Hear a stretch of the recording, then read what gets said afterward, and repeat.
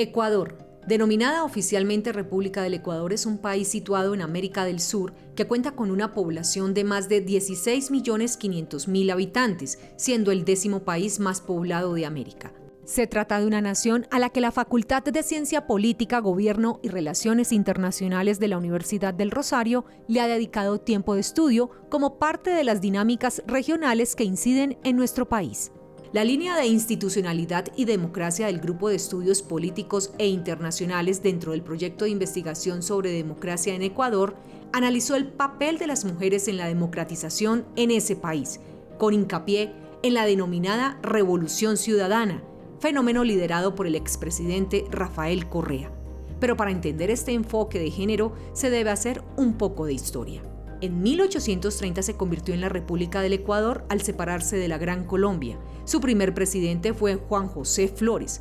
Hubo un patrón de ciudadanía excluyente que dejó de lado a los indígenas, afros y las mujeres.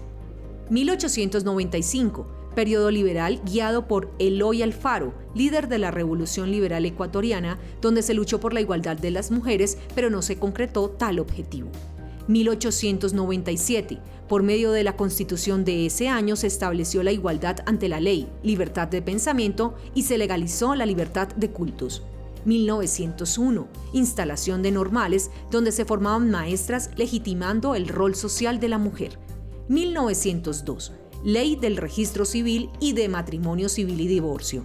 1929, en la Constitución de este año, el voto femenino fue incluido facultativamente. 1967, el voto para las mujeres tuvo carácter vinculante. Entre 1996 hasta 2004 hubo un periodo de inestabilidad donde la mujer fue importante.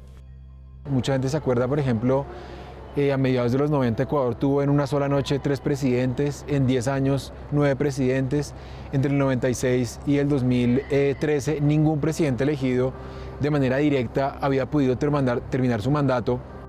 Sin embargo, y en medio del caos político, se crea en 1980 la Oficina Nacional de la Mujer. En 1987 se convirtió en Dirección Nacional de la Mujer.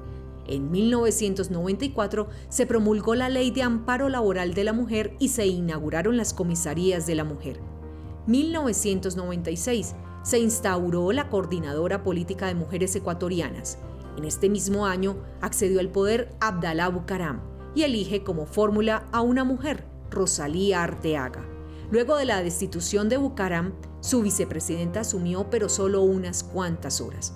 En el 2006 asume la presidencia Rafael Correa, quien impulsa una nueva constitución aprobada en el 2008 que tuvo participación de las mujeres, pero a su vez con Correa nace un proceso político, una nueva apuesta institucional a la que se le llamó Revolución Ciudadana.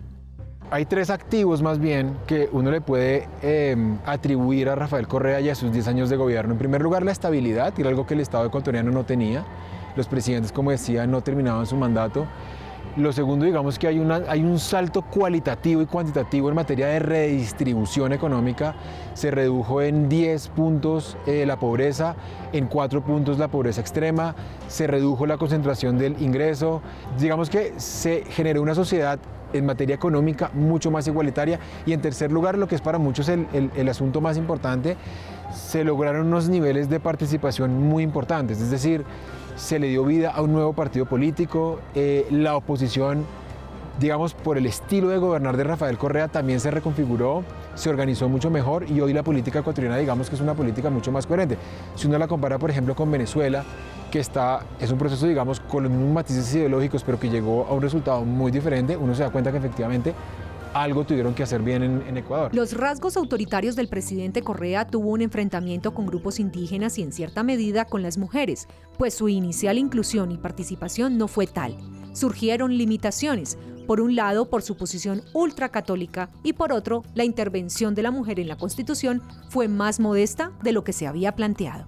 Se avanzó en materia de participación, cargos de elección popular, cargos de libre nombramiento y remoción por parte del presidente, hay un salto considerable, hay una ley de cuotas, por ejemplo, incluso antes de Correa, pero en términos de involucramiento verdadero, en términos de derechos sexuales y reproductivos y en términos de violencia de género, digamos que sigue habiendo todavía un pasivo muy importante como en otros estados de América Latina.